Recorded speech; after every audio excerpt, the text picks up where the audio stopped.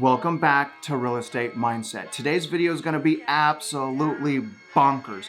Now, traditionally, it's a complete waste of money when you decide to rent. Usually what you're doing is you're just paying the mortgage of a landlord and you're making them more profitable.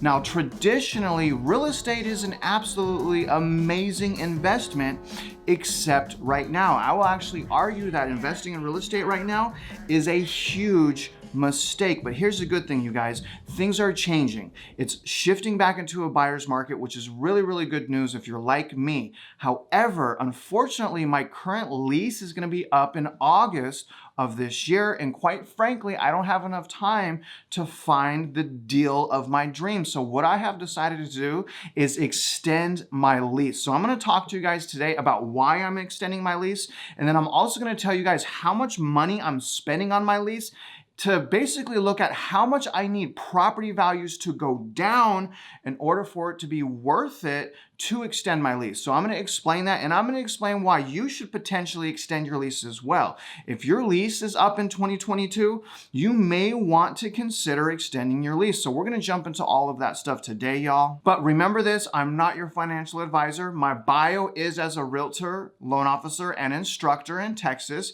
But this is my personal YouTube channel. And if you guys can, please do me a favor, like this video, subscribe if you haven't already, and please, as always, comment. You guys' comments uplift me, and I definitely appreciate that. So what we're going to start is we're going to talk about the current state of the market. Then we're going to talk about the cost of leasing for me anyways. And I'm leasing for 2 years now after I extend this, almost 2 years. So we're going to go current state of market, cost of the lease, and why exactly I'm extending my lease to August of 2023. So that's going to be the overall format, you guys. So I hope you guys like this. Let's get started right now. Now, let's talk about the current state of the market. So even though the Federal Reserve has taken a lot of actions and the housing market is already crumbling, it's still overall, you guys, it's still a very toxic seller's market. There's still very little buying incentives. There's still bidding wars on really nice houses, and there's still a massive lack of inventory. So it's still very, very toxic. Plus, with all of the actions that the Federal Reserve is doing, those actions have not yet worked its way through the market, right? It needs to continue. The Federal Reserve needs to continue to do their job, because as we're already seeing, the trends are already showing us that the housing market is turning back into a buyer's market. But the thing is, you guys, it is not right now. I can find like decent deals right now at under $120 a square foot. You guys will see that in my update video. But the thing is, you guys, I still think if I buy right now, I'm not going to get as good a deal as I can if I wait to the end of this year or if I wait into 2023. Because again, remember, this housing market is changing. So why rush right now and go buy a house at super high interest rates comparatively and record high housing prices? Why would I do that when we already have proof, when we can already see trends that the housing market is cooling down, okay? Crashing, correcting. I don't want to say the word crash because people have such a different definition of crash. So what we're talking about is negative equity. Plus, in certain metro areas, it went up too much for like a 15% drop in equity. A lot of people aren't going to consider a 15% drop in equity a crash. But in my metro, because we don't have, massive acceleration of equity per se, 15 to 20% loss of equity, I would absolutely consider a crash. So it really depends on your metro area, right? But the current state of the market is basically whoever is waiting, whoever's on the sidelines, the market's getting better. And that's the current state of the market. It is very quickly, very rapidly changing from a seller's market to a buyer's market. Now, when the buyer's market comes back, there'll be buying incentives. We can negotiate. There'll be houses on the market for a lot longer. We can get houses and negotiate price. I can get people to pay my closing costs. I will always have a seller pay my closing costs, or I'll go to another property, right? But right now, at this very minute, there is very little buying incentive, and that is what the current state of the market. So now what I want to do, guys, is I want to tell you guys how much money I'm wasting on my rent. So we're gonna look at the total amount I've paid in rent, and then we're gonna look at what I need as far as an equity drop to happen, like what percentage of equity drop do I need for it to be worth it for me to rent. Because remember, renting, you guys, complete garbage, okay? I absolutely hate renting. I'm not saying I like renting, but I am renting because I don't wanna buy an overpriced house. Now remember, you guys, I already have property. I converted my primary residence to a rental. I am clearing per month $1,000. My current rate on my house is 2.125%. My mortgage can almost be looked at as an asset, okay? So we're gonna look at those. So I converted my primary residence to a rental, and then again, instead of purchasing, I decided to rent. I started renting in August of 2021. My current rent is $2,400. Now, again, my lease is up in August. That's not enough time for me. I want more time, so I extended. Before I extended, I negotiated with my landlord, okay?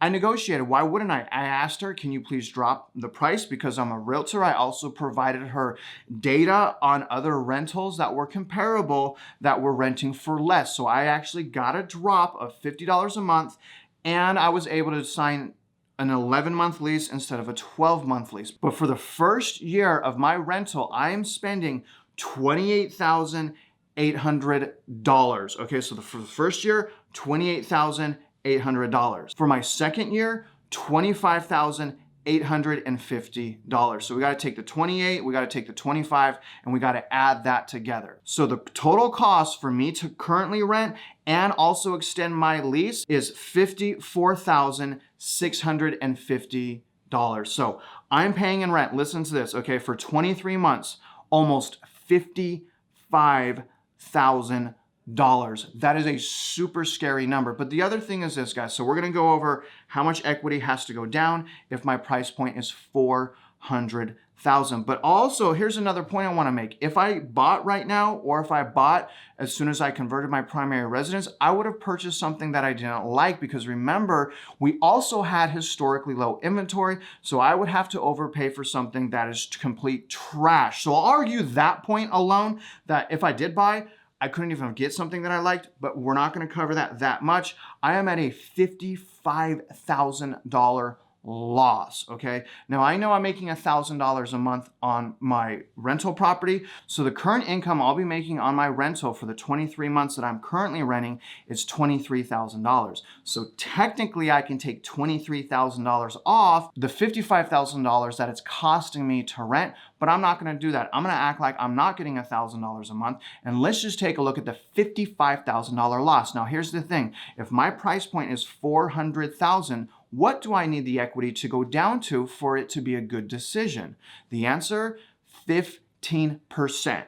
If homes in the Houston area go down 15% at a $400,000 value, that is a drop of $60,000. So to recap, even though I'm wasting $55,000 in 23 months, because those are the two rental agreements that I'm signing, even though I'm wasting $55,000, if houses go down 15%, I win, right? Not only do I win getting a lower priced house, but I also win because there's gonna be more inventory, and I'm gonna purchase something that I love, okay?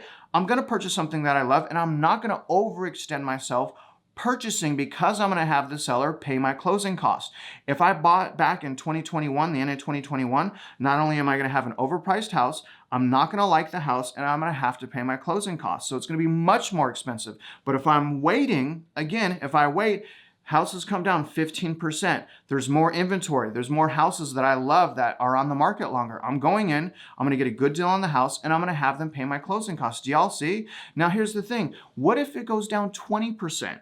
If houses go down 20%, then I really win, because 20% is an $80,000 loss. So even though my rent for 23 months is 55 grand, if houses go down 20%, that's $80,000. So now I just saved myself, what, roughly $25,000, and I have the home I love, and I got my closing costs paid. Do you see why I'm renting, you guys? Do you see why I'm extending my lease? But the biggest reason I'm extending my lease is there's still not enough inventory, and it's still a seller's market. And I don't think by August of this year, it's gonna be my time. I think that I'll be able to find pretty good deals, but I want absolutely great deals. Why else would I have uplifted my children and my wife and decided to rent from a place that's much smaller than our primary residence? Now, I absolutely hate wasting $55,000. I can't even tax deduct that money where I could tax deduct interest on my mortgage.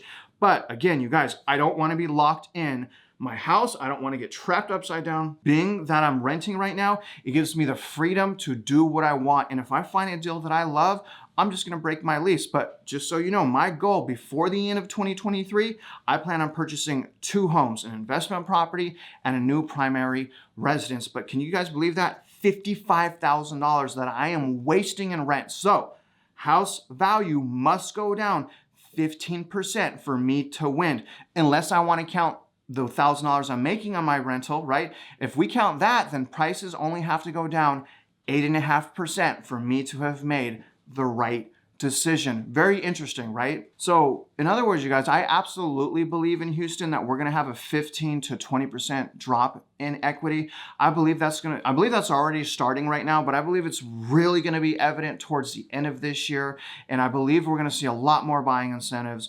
That's all going to happen this year. So I hope you guys can kind of understand the amount of money I'm spending on my rent, but also understand why exactly I'm extending my lease. I am not going to settle. In fact, I am only going to purchase real estate this point forward. That is an absolute insane deal. I'm only going to purchase real estate when it is a deal that is too good to be true. Now, here's the thing. A lot of people say, well, the rates are going to be high. People are no longer going to qualify. Honestly, if someone's payment went up $300-400 and they can no longer qualify, they probably shouldn't be buying a house anyways, because expenses are just going to go up throughout this year. That's no knock. All I'm saying is I have personally noticed a lot of people that are purchasing are overextended in consumer debt. I don't think anyone should be purchasing a house that is drowning in consumer debt, because it's only a matter of time before that catches up to you, right? So anyways, you guys, that's why I'm extending my lease. I got my lease payment down. I was able to do an 11-month instead of a 12-month. I'm wasting $55,000, but if houses go down 15%, I'm a winner. Now, even if they don't go down 15%, say they go down 10%, I'm still okay with that, because I want to find something I love. I can't find anything I love, right? And I am not going to settle on the biggest financial transaction of my life. For the biggest financial transaction of my life, I'm going to purchase intelligently, and I'm going to demonstrate patience, and I definitely recommend you guys do too. Now, I appreciate you guys watching this video. Comment below. Let me know your thoughts on my points and my angles. Let me know if you agree. Let me know if you disagree. There's pros and cons. I get that, but that's why I'm doing what I'm doing. Now, I really appreciate you guys watching this video. And if you're out there investing in real estate, I do wish you luck, and I hope you win.